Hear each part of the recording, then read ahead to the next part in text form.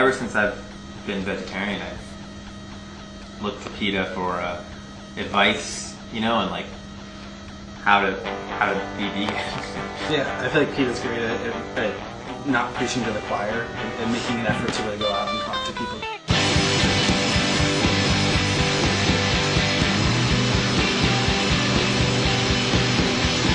When I was in high school, I decided that I was going to be vegetarian. I was a vegetarian maybe for like 6 to 8 months, and then I just went vegan. I started thinking about like, well, I'm not eating meat because I don't believe in factory farming, and you know, I don't want to harm animals. I'm like, so I'm eating cheese. It doesn't really make any sense. I should go for the whole thing. I remember that kind of clear understanding. Like, wait, you know, the animal equals the meat. You know, supermarket, and there's that whole kind of putting that triangle together. Like, a live animal lives, and then there's a piece of meat styrofoam. wrapped in styrofoam with plastic over it. That's not the same as that. And then you kind of like, Mom, did you know that's that? There's no there's no explanation. That is that, right? Okay. And then I was just like that was it. That was the walkway. I just knowing that it was wrapped in plastic and sitting in styrofoam and had blood dripping down. I was like, I don't want animal. Because meat is filthy and bloody.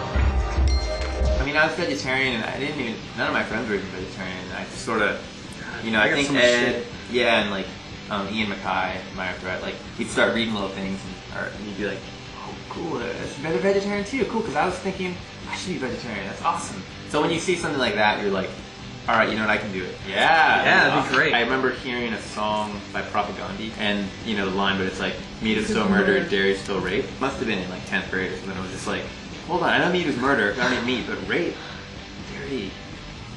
And it just sort of clicked, and I was like, wow, I shouldn't eat meat. Ed Templeton, he's one of the main reasons that both of us went vegan. We didn't even know each other, but we were both into skateboarding and music, so we'd read in interviews, you know, he's like, oh, I'm vegan.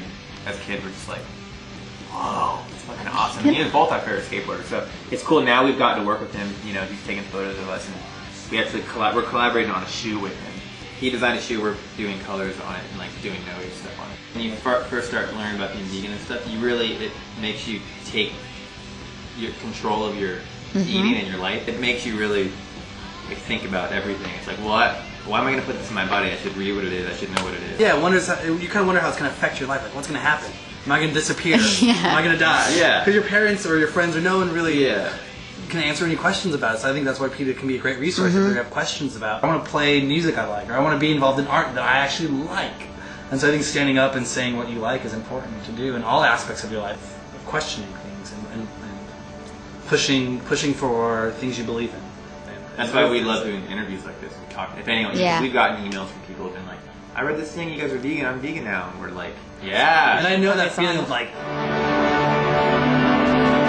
rethink what you're doing.